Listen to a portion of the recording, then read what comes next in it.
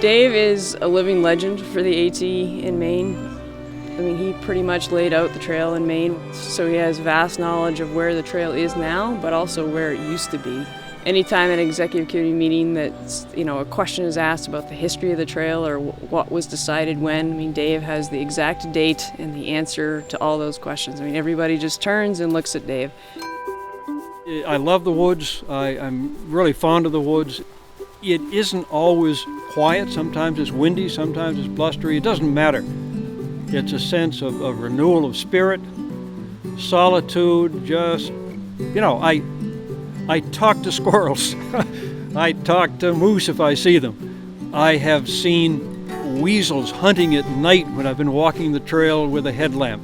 I've seen porcupines crawl over the deacon seat into the shelter and go under the bunk and worry about stepping on them when I got up in the morning. Being in the woods is essentially part of my character and need.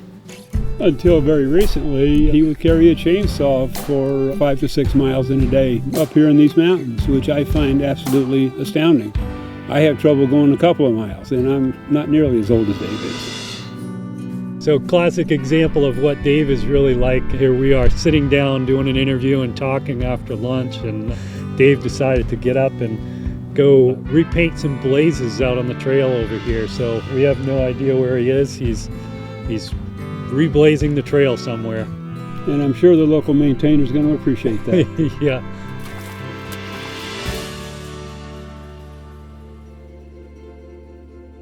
Some time ago, I decided that outside of family that comes first and my profession came second, the Appalachian Trail.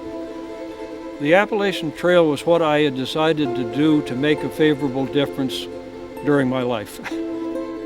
Well, when I started, I was 14 years old. My brother was 17.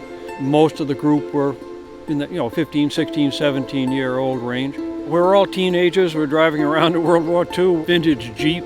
We used to park it at the foot of the Bigelow Range, and the squirrels would chew the rubber hoses that connected the manifold, and then it wouldn't start until we'd plug that hole with a whittled piece of wood to get enough compression to start the thing.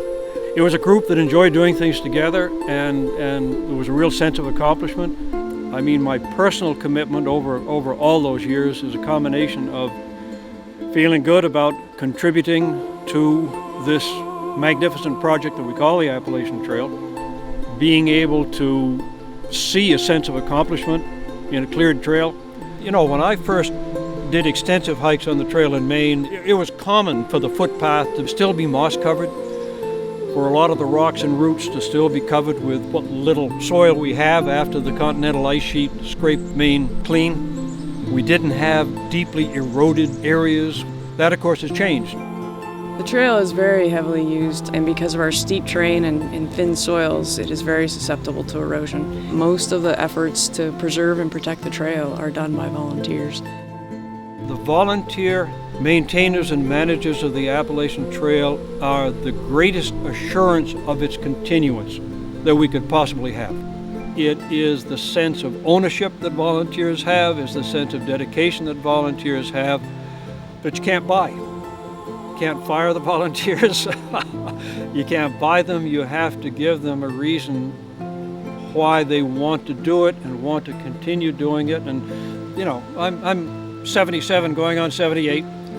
My knees don't bend as well as they used to, and I can't hike as far or as rapidly as I used to.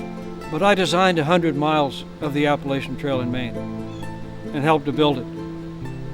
And probably more than anything else, that is the lasting legacy that I would have to claim.